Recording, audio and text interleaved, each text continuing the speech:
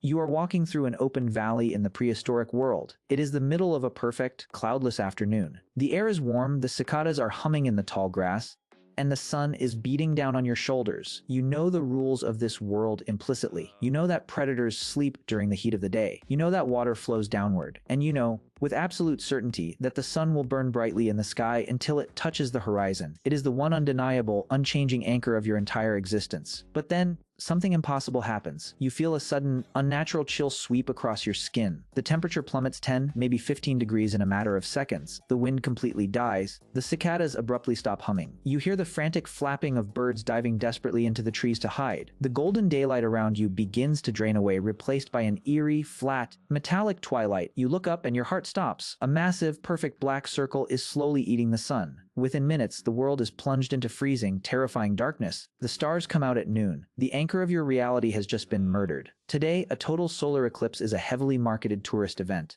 We calculate the exact trajectory of the moon decades in advance. We book hotels, we buy specialized cardboard glasses, and we stand in open fields cheering as the shadow passes over us. We experience it as a beautiful, fleeting cosmic ballad. But you have to strip away thousands of years of astronomy, physics, and modern education to understand what this moment was like for an ancient human. To a prehistoric mind, an eclipse was not a celestial event. It was the physical collapse of the universe. To understand why this caused such absolute, paralyzing psychological terror, you have to look closely at the biology of human fear. We are a strictly diurnal species, meaning we are biologically engineered for the daylight. For millions of years, our evolutionary survival was entirely dependent on the sun. Unlike the big cats or the wolves that hunted us in the tall grass, we do not have a tapetum lucidum in our eyes, the specialized reflective layer of tissue that allows nocturnal predators to see in the pitch black. In the prehistoric world, darkness was entirely synonymous with death. The setting of the sun meant hiding in caves, huddling nervously around the flickering embers of a fire, and praying that the shadows wouldn't move. The sun was not just a celestial body in the sky, it was the ultimate protector. It kept the monsters at bay, it brought the warmth, it grew the plants, and it defined the rhythm of human consciousness. So, when the sun was suddenly swallowed in the middle of the day, it didn't just trigger confusion, it triggered a massive, explosive flood of cortisol and adrenaline directly into the human bloodstream. Your fight or flight system was violently activated, but there was nothing to fight and nowhere to flee. The sky itself had become the predator. Faced with this incomprehensible trauma, the ancient human brain did what it always does when confronted with absolute chaos. It desperately tried to manufacture meaning. The human mind simply cannot tolerate a vacuum of explanation, so it hallucinated a story. It projected the horrors of the earth up into the sky. All across the globe, in completely isolated ancient cultures separated by vast oceans and impassable mountains, humanity came up with the exact same terrifying explanation. Something was eating the sun. In ancient China, the eclipse was believed to be a massive celestial dragon devouring the light. In Viking mythology, it was Skirol, a monstrous, celestial wolf that relentlessly hunted the sun across the sky, finally catching its prey. In Hindu legend, it was the severed head of a demon named Rahu, swallowing the sun out of pure cosmic vengeance. In the Americas, the Inca believed a giant cosmic puma was pulling the sun out of the sky. But ancient humans didn't just tell terrifying stories around the fire. They took immediate, desperate action. The overwhelming terror of the darkness panic forced them to invent rituals of control. When the black disk slid over the sun, entire tribes went into a frantic, collective frenzy. They would scream into the freezing air, beat heavy wooden drums, smash clay pots, and shoot flaming arrows into the sky to scare the beast away. The ancient Chinese would mobilize entire armies to bang on gongs, ring bells, and shout at the heavens. In Central America, priests would frantically offer blood sacrifices, terrified that if they didn't feed the gods in that exact moment, the sun would die forever and humanity would freeze in eternal night. And here is the most powerful, psychologically reinforcing part of that illusion: it worked. Every single time. After 3 or 4 minutes of screaming, banging drums, and bleeding, the black shadow would slowly slide away. The brilliant, blinding light would return. The warmth would touch their skin again. The birds would start to sing. To the ancient mind, their rituals had literally saved the universe. They had fought the cosmic monster and won.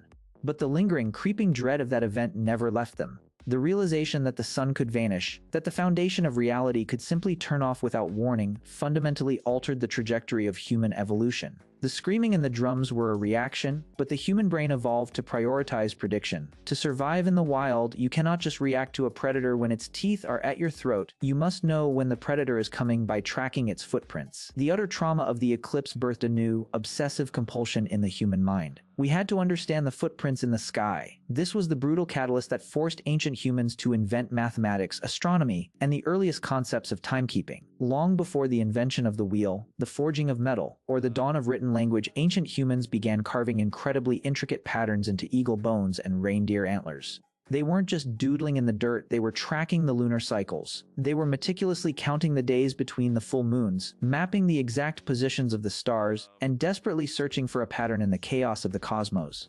When you look at massive megalithic structures like Stonehenge in England, or the Chanquillo Solar Observatory standing in the desolate deserts of Peru, you are not just looking at rocks stacked on top of each other. You are looking at colossal, desperate monuments built to tame the terror of the sky. These structures required generations of manual labor, hauling stones that weighed dozens of tons across miles of rugged terrain, using only ropes and raw human muscle just to align them perfectly with the solstices and the eclipses. They were physical traps built out of stone, designed to catch the invisible patterns of the cosmos. And eventually, against all odds, they found it. Through centuries of obsessive observation, passed down from generation to generation by spoken word and carved bone, they discovered a hidden, beautiful rhythm to the universe. They realized that eclipses were not random acts of divine rage.